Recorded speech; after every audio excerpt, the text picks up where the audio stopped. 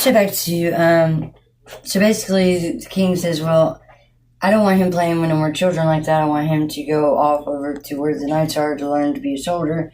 We'll need him to be a strong, stern king, and there'll be no ifs, ands, or buts about it. If I hear about him healing anybody else, I'm going to punish you for it.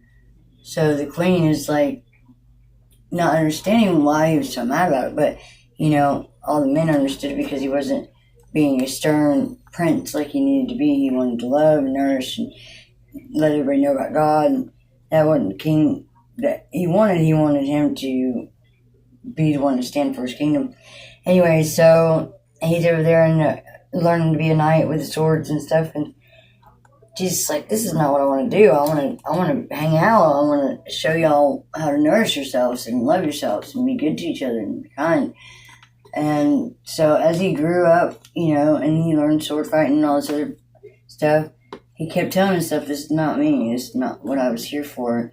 So he got sent off to war and to fight for the kingdom. And when he got there, he was ready to feed the other side. There's 300 men. He had 10 fish. He made 10 fish feed 300 men.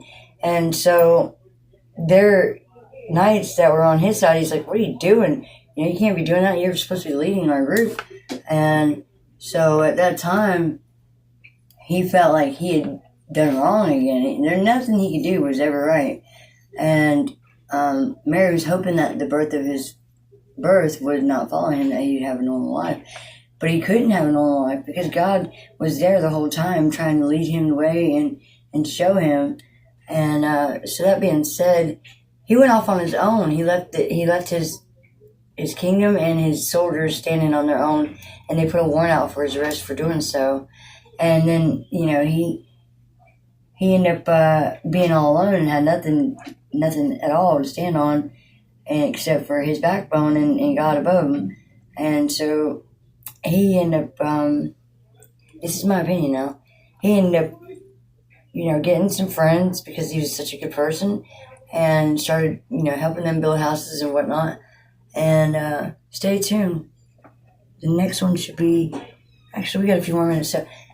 So he ends up healing the blind man, making a blind man see, and he ends up making a crippled man walk, and he ends up doing all these healings, and it gets back to the king, and the king gets pissed off because now he's got these disciples following him, and Paul ends up turning him in, being his best friend, because he ended up doing wrong, and they were like, if you don't do this right now, then your ass is going to be with him and be crucified also. So stay tuned, and we will get right back to the end of that.